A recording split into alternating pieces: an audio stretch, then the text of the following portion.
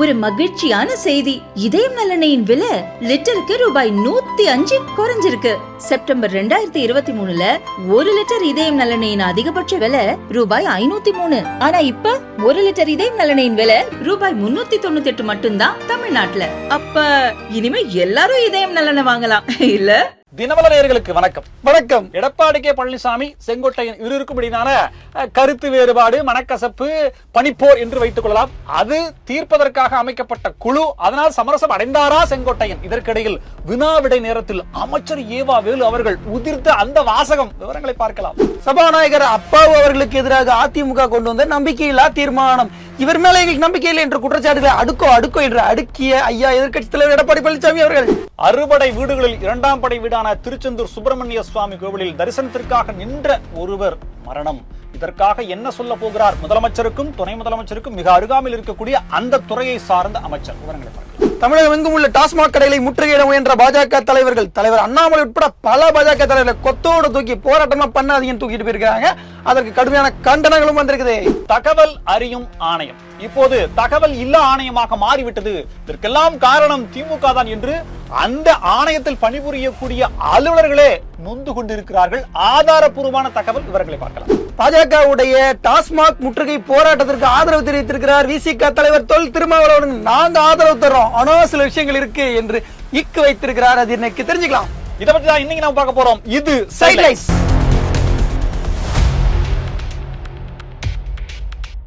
சபாநாயகர் அப்பாவு அவர்கள் மீது கொண்டு வந்த நம்பிக்கையில்லா தீர்மானம் அப்படின்ற பிரேக்கிங் நியூஸ்.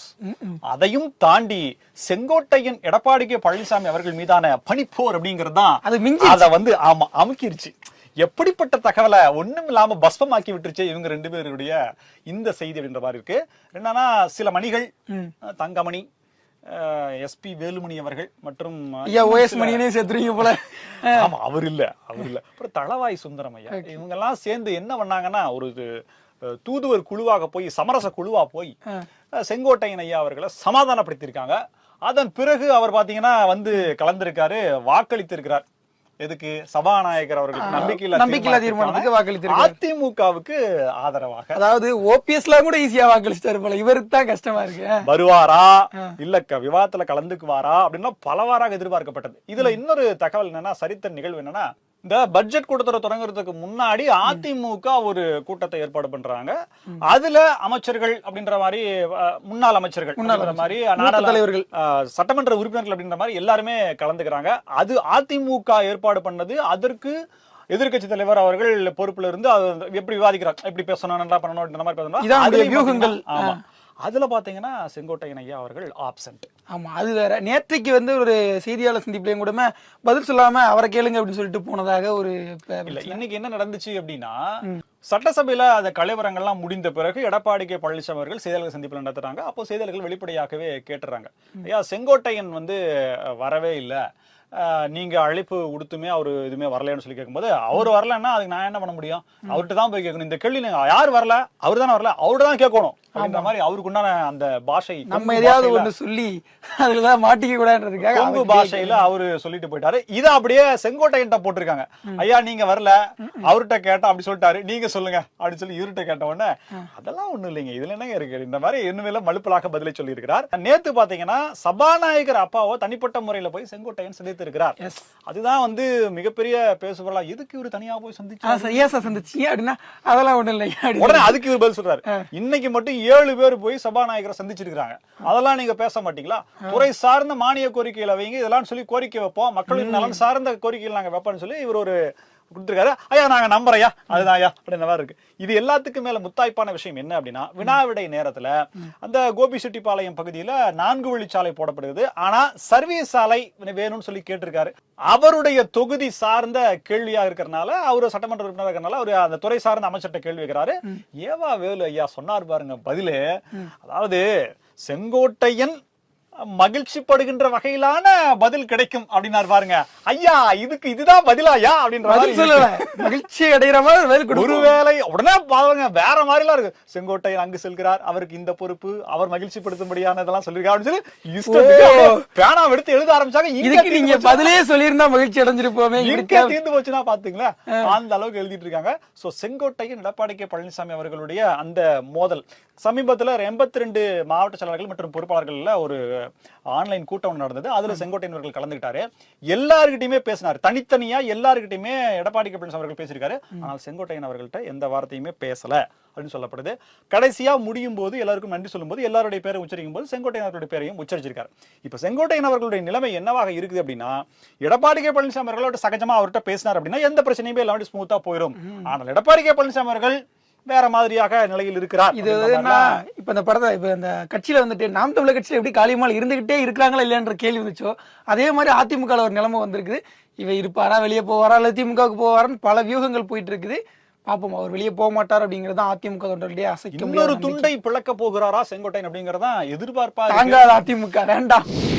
சர்வாதிகாரி அப்பாவு அவர்களுக்கு, ஐயோ சபாநாயகர் அப்பாவு, சர்வாதிகாரி வந்து ஐயா ஸ்டாலின் அவர்கள் தான் சர்வாதிகாரி. இவர் வந்து இன்னைக்கு அந்த நம்பிக்கையில்லா தீர்மானம் கொண்டு வந்த போது சபாநாயகர் அப்பாவை பத்தி முதலமைச்சர் மு.க. ஸ்டாலின் அவர்கள் என்னம்மா அமைதியானவர், அன்பானவர், கனிவானவர், கண்ணியமானவர், ஒழுக்கமானவர், கண்ணியமானவர், அப்படிப்பட்டவர், கடமை தவறாதவர், மேற்பட்டவர், அப்பாற்பட்டவர் அப்படிலாம் சொன்னாருங்க. இப்படிலாம் நம்ம சொல்லவே இல்லை, சும்மா சொல்றோம். அதாவது ஐயா அப்பாவு அவர்களுக்கு எதிரான அந்த நம்பிக்கையில்லா தீர்மானத்தின் போது அவர் எதிர்க்கட்சி உறுப்பினர்களை சரியா பேச விட மாட்டேங்கிறாரு. அவர்களுக்கான நேரலை வரும்போது துண்டிக்கப்படுது.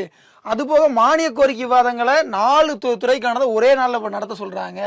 அது மட்டும் இல்ல, திமுக வந்து 100 நாள் சட்டமன்றம் நடத்துவோம் ஒரு வருஷத்துக்கு அப்படின்னு சொன்னாங்க. ஆனா 4 வருஷத்துக்கு சேர்த்து இவர் 127 நாள் நடத்திருக்காங்க. திமுக கிட்ட தான் கேட்கணும், சபாநாயகர்கிட்ட போய் கேட்டா அது சபாநாயகர் அவர்களும் பொறுப்பா கவனிச்சு அதெல்லாம் வந்து திமுக கிட்ட கேட்கணும் இல்லையா? ஆனா அதுக்கு அவர் அனுமதிக்க மாட்டேங்கிறாரு.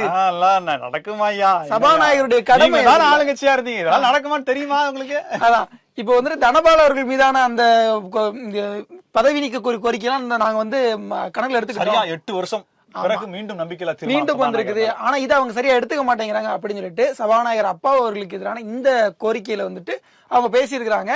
அதுலயும் டிவிஷன் ரீதியா வந்துட்டு அவங்க வந்துட்டு 2 முறையில, ஒன்னு குரல் வாக்கெடுப்பு, பிறகு டிவிஷனா 6 டிவிஷனா பிரிச்சிருக்காங்க. ஆமா, 6 டிவிஷன்ல வந்துட்டு வாக்கெடுப்பு நடத்தினாங்க. அதுலயும் சொல்லி வாக்க போட்டு எடுத்திருக்காங்க. தோல்வி அடைந்து அந்த நம்பிக்கையில்லா தீர்மானம் வந்து தோல்வி அடைந்தது. நம்ம சைலைட்ஸ்ல முதல்ல பேசணும், ஐயா நீங்க கொண்டு வரீங்க தோல்விதான் அடைகின்றது தெரியும்.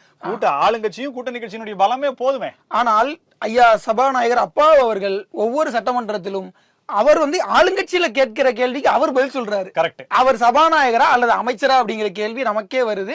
அது போக பல இடங்கள்ல அந்த வருஷம் சொல்லக்கூடாது இல்ல, அதை எடுத்துருவோம்ல, அதை அப்படியே நம்ம அவைக்கு எடுத்துருவோம் அப்படின்னு சொல்லிட்டு அப்படியே நைஸ் பண்ணி பேசி அதுல இருந்து ஒரு சர்வாதிகாரத்தனத்தோட ஆளுங்கட்சிக்கு எதிராக ஒரு விமர்சன வார்த்தையை கூட அனுமதிக்காத சபாநாயகராக இருக்கிறார். அதுதான் அவர் மீது இருக்கக்கூடிய மிகப்பெரிய குற்றச்சாட்டு.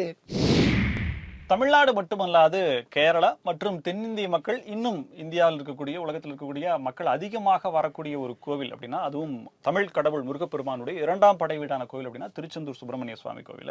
சமீப காலமாக மிக அதிகமான எண்ணிக்கையிலான பக்தர்கள் அங்கு வருகை தருவார்கள் அப்படின்னு சொல்லிட்டு எதிர்க்கட்சி தலைவர் எடப்பாடி கே பழனிசாமி அவர்களும் சொல்லியிருக்காங்க. பல பிரபலங்களும் போயிருக்காங்க. ஏன்னா அவங்க அங்க போகும்போது தரிசனத்துக்கு என்ன மாதிரி அனுபவம் அப்படிங்கிறது அவங்களுக்கு ஏற்படும் போது அதை தங்களுடைய வெளிப்பாடாக உள்ள கிடக்கையாக அவர்கள் பதிவு செய்கிறார்கள். இதெல்லாம் வரலாறு. ஆனால் இப்போ நடந்திருக்கிற சம்பவம் அப்படிங்கிறது நமக்கு உள்ளபடியே வருத்தத்தக்க விஷயமா இருக்கு. 100 ரூபாய் டிக்கெட்ல ஒருத்தர் தரிசனத்துக்காக நின்று இருந்திருக்காரு, சிறப்பு தரிசனம்.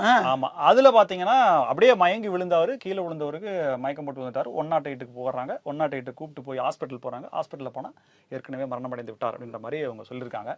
சோ தரிசனத்திற்காக காத்திருந்த பக்தர் உயிரிழப்பு அப்படிங்கிறதுனால கேள்விக்கணைகள் இந்து சமய அறநிலையத்துறையில வருது. இது என்னன்னா, சில நாட்களுக்கு முன்னாடி, எனக்கு தெரிஞ்சு சில வாரங்களுக்கு முன்னாடி இந்து சமய அறநிலையத்துறை அமைச்சர் சேகர் பாபு ஐயா அவர்கள் அந்த தரிசனத்துக்காக போறாரு. போய் பார்த்துட்டு இன்னும் ஆய்வுகளும் பண்றாரு, கோவில்ல என்ன மாதிரி ஏற்பாடுகள். நானும் சமீபத்துல போயிருந்தேன், வேலைகள்லாம் நடக்குது, பார்த்தாலே தெரியுது. தூத்துக்குடி மக்களவை தொகுதி உறுப்பினர் கனிமொழி கூட போயிருந்தாங்க. இந்த மண் அரிப்பு எல்லாம் கூட இருக்குன்னு போய் அதை கூட பார்த்துட்டு வந்தாங்க. வேலைகள் நடக்குது. தரிசனத்துக்கு லேட்டா தான். திருப்பதி மாதிரியே பட்டி அங்க ரெடி பண்ணிட்டு இருக்காங்க. பட்டியல போட்டு டைமுக்கு எடுத்துடுவாங்கன்னு நினைக்கிறேன். வேலைகள் நடந்துட்டு இருக்குது. சோ இப்ப என்னன்னா, அப்படி அமைச்சர் சேகர்பாபு அவர்கள் சென்ற போது கேள்வி கணக்கில் வச்சாங்க.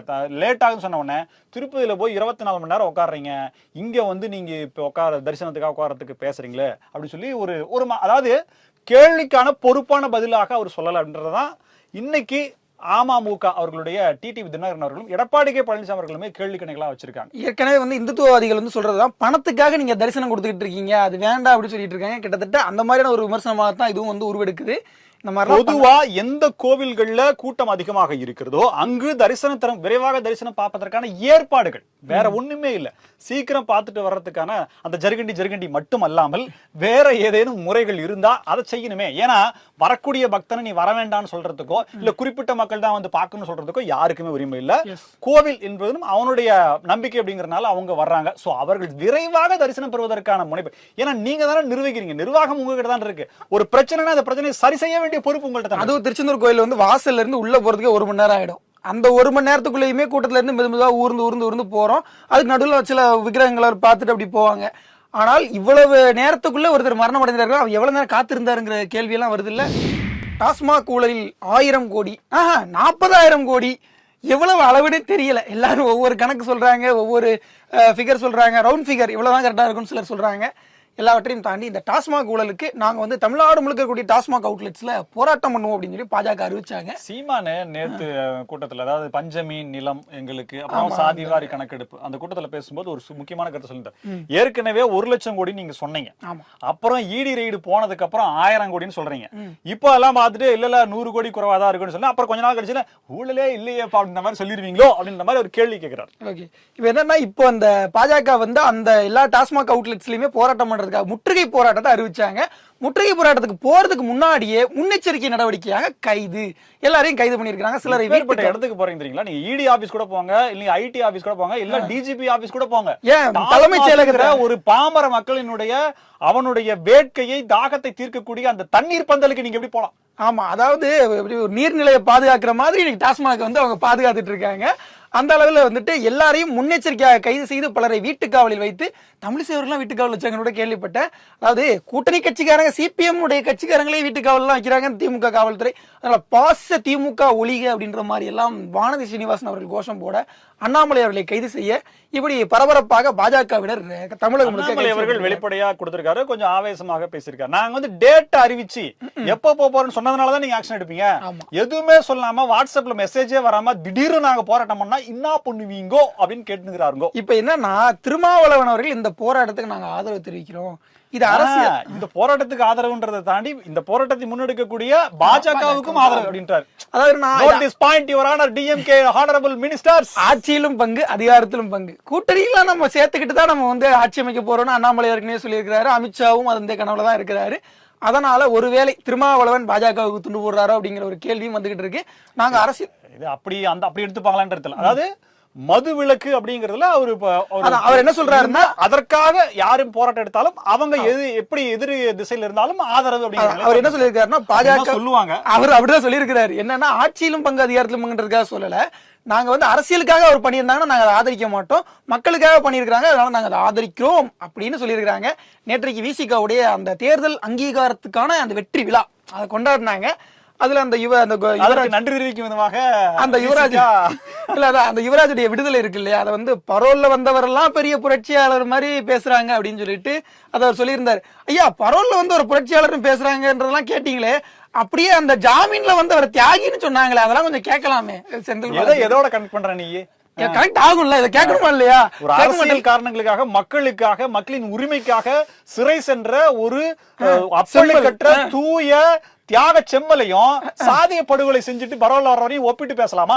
ஊழல் குற்றம் பேசுறீங்க ஐயா, ஊழல் குற்றம் சாட்டப்பட்டவர், அதை அண்டர்லைன் பண்ணணும். என்னது கட் பண்ணி நீங்க பார்த்து போவோம். தகவல் அறியும் உரிமை சட்டம் RTI, இதுல என்னன்னா ஒரு திட்டமோ அல்லது மக்களுக்கான ஒரு பயன் தரக்கூடிய செயலோ செய்யுது அப்படின்னா இதனால் கவர்மெண்டினுடைய பணத்தை பெறக்கூடிய அந்த திட்டத்தினுடைய செயல்பாடு, அதை தாண்டி அந்த பணத்தால் பலனடையக்கூடிய மற்ற நிறுவனங்கள், அரசு துறை அல்லாத மற்ற நிறுவனங்கள் ஏதாவது இருந்ததுன்னா செயல்பாட்டில் ஏதேனும் குறை இருக்கா, அந்த நிதி எப்படி செயல்படுத்தப்பட்டது, அதுல ஏதேனும் லீக்கேஜ் இருக்கா அப்படின்றது பல ஊழல்கள் இதுல இருந்து பெறப்பட்ட தகவல் மூலமாக வெளியில வந்துச்சு. உண்மையில இந்த பட்டியல் சமூக மக்களுடைய நிதியை வந்து சரியா பயன்படுத்தாம யூட்டிலைஸ் பண்ணாம அதை அப்படியே திருப்பி அனுப்பியிருக்கு தமிழ்நாடு அரசுன்னு சொல்லிட்டு ஒரு தகவல். அது 2022-23 நிறைய வந்துச்சு. அதெல்லாம் ஆர்டிஐ மூலமா வந்த தகவல் தான். இப்ப என்னன்னா ஒரு 3 வருடங்களுக்கு மேலாகவே வந்து தகவல் அறிவு யூனிவர்சிட்டியில் யாராவது கேள்விகள் கேட்டாங்கன்னா அதை அப்படியே ஹோல்டில் வச்சு தகவலே கொடுக்காம அமைதியா வச்சிருக்காங்க. தகவல் ஆணையத்துக்கு ஆணையர்கள் நியமிக்காம ரொம்ப நாள் இழுத்தடிச்சதும் இந்த சாதனைகள்ல ஒண்ணு. நீதிமன்றம் போய் இவங்க தகவலை கொடுக்கணும், இந்த தகவலுக்கான தாமத தொகையும் நீங்க சேர்த்து கொடுன்னு சொல்லி நீதிமன்றம் சொல்லக்கூடிய நிலையெல்லாம் இருந்தது. இப்ப பாத்தீங்கன்னா தலைமை தகவல் ஆணையராக ஷக்கீல் அக்தர் அப்படின்ற இருக்காரமா, இது விஷயமா பத்திரிகையாளர்கள் அவங்கள்ட்ட கேக்குறாங்க, சார் ஒரு பிரஸ் மீட் கொடுங்க, இல்லைன்னா தகவல் கொடுங்க, இந்த மாதிரி உங்க மேல கம்ப்ளைண்ட் வருது, சமீபத்துல ஆர்டிஐல இந்த தகவலுமே வரலையே அப்படின்னு சொல்லி கேட்கணும். நான் பத்திரிகையாளர்களை சந்திக்க மாட்டேன் என்று அவர் சொல்றாரு. ஏங்க பத்திரிகையாளர் சந்திக்காம நீங்க யாரையும் சந்திக்க போறீங்க? உங்க வீட்டுல இருக்கக்கூடிய உறுப்பினர்களை சந்திச்சு என்னங்க பத்திரிகையாளர் சந்திச்சாதாங்க இந்த தகவலாம் தெரியும் சொல்லி கேட்டா சமூக ஆர்வலர் ஒருத்தர் சொல்றாரு, பல விஷயங்கள் இதன் மூலியமாக வெளியே வந்திருக்கு, ஆனால் இது தகவல் அறியும் சட்டத்தில் கிடைத்த தகவலின் மூலமாக. ஆனா இப்போ சமீப காலமா இதுல எந்த தகவலுமே வெளியில போகக்கூடாது அப்படிங்கறதுல திராவிட முன்னேற்ற கழக அரசு, திராவிட மாடல் அரசு முனைப்பாக இருக்கிறது. அதுக்கு தாங்க அவரை நியமிச்சு வச்சிருக்காங்க, சும்மாவா கொடுப்பாரு. அவர் சொன்ன பதிலையும் கிடைக்காத தகவல் அப்படிங்கிற இந்த விஷயத்தையும் பார்க்க போனோம் அப்படின்னம்னா, ஆமா இந்த அறப்போர்னு இயக்கம்னு சொல்லிட்டு ஒரு அக்கப்போர் இயக்கம் இருக்குது, அவங்க பாட்டுக்கு அங்கிருந்து தகவலை வாங்கிட்டு ஒரு 2 பேப்பர்ல பிரிண்ட் அவுட் எடுத்து எல்லாத்துக்கும் அனுப்பிச்சு விட்டுறாங்க. இதுல எப்படி பதில் சொல்றேனே தெரியல, இவ்வளவு தகவல் எப்படி எடுத்தாங்களே தெரியல நமக்கு. இதெல்லாம் எதுக்கு பிரச்சனை? முதல்ல தண்ணி லீக்கேஜ் ஆகிறத ஓட்டை அடைச்சிட்டோம்னா தண்ணி லீக்கேஜ் ஆகாதுல்ல, அப்புறம் லீக்கேஜ் தெரியும். தகவல் அறியும் உரிமை சட்டம்ங்கிறது அரசினுடைய வெளிப்படைத்தன்மைக்காக கொண்டு வரப்பட்ட ஒரு சட்டம். உண்மையிலே சரியான பாயிண்ட். இது எப்படின்னா அரசு இயந்திரம் செயல்படக்கூட இருக்கணும், ஒருவேளை அது தவறு நடந்தால் அதை மக்கள் சரி பண்ணணும். வெளிப்படைத்தன்மையை முழுமையாக மறைத்து அதை ஒரு இருட்டறை மாதிரி மாத்துறதுக்கான வேலையை தகவல் அறியும் உரிமை சட்டம் இருக்கும் போதே செய்ய ஆரம்பிச்சிருக்குது திமுக அரசு. நீங்க சொல்லலாமா பாஜகவை பாசிச அரசுன்னு அப்படின்ற ஒரு கேள்வி வர்த்தனை செய்யும். சமூக ஆர்வலர் காசிமாயன் அப்படின்றவர் சொல்லியிருக்காரு என்னன்னா, இந்த அத்திவரதரை வந்து விஐபி தரிசனத்துக்காக போட்டு அதுல வந்து கிட்டத்தட்ட ஊழல், கிட்டத்தட்ட அது 1000 கோடி ரூபாய் அளவுக்கு ஊழலாமா. 40 நாள் பல விஐபிகள் தகவல் அறியும் உரிமை சட்டத்துல பெறப்பட்ட தகவல் மூலமா தான் பண்ணப்பட்டது. அதே போல பாத்தீங்கன்னா போக்குவரத்து அந்த துறையில போக்குவரத்து ஆர்டிஓ அவங்கள நியமிக்கிறதுல தேர்வுல தேர்ச்சி பெறாதவங்களை தேர்ச்சி பெற வச்சு அவங்கள பணி அமர்த்தியது அது ஊழல். இது ரெண்டுமே ஆர்டி மூலமா தான் வெளியே வந்தது. சோ இப்ப என்னன்னா முதலமைச்சர் அவர்கள் வெளிநாடு போயிட்டு வந்தால் முதலீடுகளை ஈர்த்தான்னு சொல்றீங்கல்ல, அதை நீங்க என்னன்னு சொல்லுங்கன்னு சொல்லி தகவலை கேட்டா இது வரைக்கும் அதுக்கு தகவலே வரல. அதானி வந்து சந்திச்சுட்டு போனது அதை பத்தி தகவலும் பெருசா ஒன்னும் வரல. ஆற்றாமையா சொல்றாங்க, பல விஷயங்கள் இருக்கு, எப்ப வெளிச்சத்துக்கு வருமோ எப்படி வருமோ தெரியல. அண்ணாமலை அவர்கள் டாஸ்மார்க் எப்படி ஒரு கவனம் செலுத்தினாரோ அது போல இந்த சென்ட்ரல் கவர்மெண்ட் மூலமா தகவல் அறியும் உரிமை சட்டத்தையும் பார்த்து ஏதோ கொஞ்சம் கோப்புகளை வெளியிட்டா அடுத்து பல பிரேக்கிங் நியூஸ் வருவதற்கான வாய்ப்புகள் கிடைக்கும். சில ஈடுபடும் வாய்ப்பு இருக்கு. டாஸ்மாக் முறைகேடு, a well orchestrated scheme of unaccounted அப்புறம் இல்லீகல் பேமெண்ட் என்னென்னமோ வார்த்தைகள்லாம் வச்சுட்டு தாவேகா வந்து அதை விமர்சிச்சிருக்கு. போற போக்குல ஆதாரம் இல்லாத குற்றச்சாட்டுகளை வச்சுட்டு போகாது, எல்லாமே அக்கவுண்ட், ஒரு பைசா கூட அக்கவுண்ட் இல்லாம வெளியில போறது கிடையாது, அப்படியே மணிமணியா இருக்கு. எந்த ஆடிட்டர் சான் பிரான்சிஸ்கோல இருந்து ஆடிட்டர் கூட்டு வந்து நீங்க பாத்துங்க. அவ்வளவு அதாவது இது மாதிரியான கதைகள்லாம் சொல்லலாம். ஆனா தாவேகா தலைவர் விஜய் அவர்கள் வெளியிட்டிருக்கக்கூடிய அறிக்கையில் என்ன சொல்லியிருக்காருன்னா, ஊழல் செய்வதில் பேர் போனவர்கள் திமுகவினர், அதுவும் காட்டாற்றையே உருவாக்க வல்லவர்கள் திமுகவினர் என்பது திமுக அதிகாரத்துடைய வரலாறு.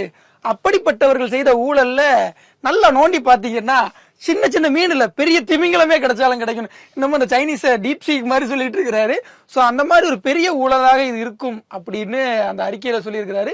இன்னும் பல விஷயங்கள் அறிக்கையில இருக்குது. இருந்தாலும் கூட இந்த மாதிரியான சம்பவங்கள் மூலமா திமுக எப்படி கலக்கம் அடைஞ்சிருக்கு தெரியுமா?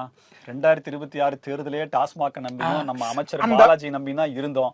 ஒட்டுமொத்த அடிமடியிலேயே கையை வச்சு ஆட்டங்கான வச்சு இப்ப நான் ஒவ்வொரு துறையா ஒவ்வொரு அமைச்சர்ட்டையும் 100 கோடின்னு கேட்கணுமே, எப்படி நான் தேர்தல் செலவு சமாளிக்க போறேன்? இப்போ இந்த மாதிரியான பணங்கள் மூலமாகத்தான் 2026 200 வெல்வோம் அப்படின்னு சொல்றாங்களா அப்படின்னு ஒரு கேள்விய கடைசியா வச்சிருக்கிறார். அதுதான் அதோடைய ஹைலைட், ஒரு கிரவுன் அப்படின்னு சொல்லணும். அந்த இடத்துல வந்து டச் பண்ணிருக்கிறாப்ல. சூளுரைத்தீர்களே அதன் பின்னணி இதுதானா அப்படிங்கிற கேள்வி இருக்குது. இதுபோக இன்னும் பல கேள்விகள் இருக்குது. சோ தாவேகா தலைவர் விஜய் அவர்கள் கேட்ட இந்த கேள்வி இப்போ ட்ரெண்டிங்ல போயிட்டு 200 தொகுதிகளில் வெல்வோம் என்று சொல்வதை விட 200 தொகுதிகளை வாங்குவோம் என்று சொல்லி இருப்பதாக அர்த்தம் கொள்ளப்படுகிறதா? ஆச்சரியக்குறி. இதே போல பல புதிய தகவல்களோடு மீண்டும் உங்களை சந்திக்கிறோம். இது சைட்லைட்ஸ். நன்றி.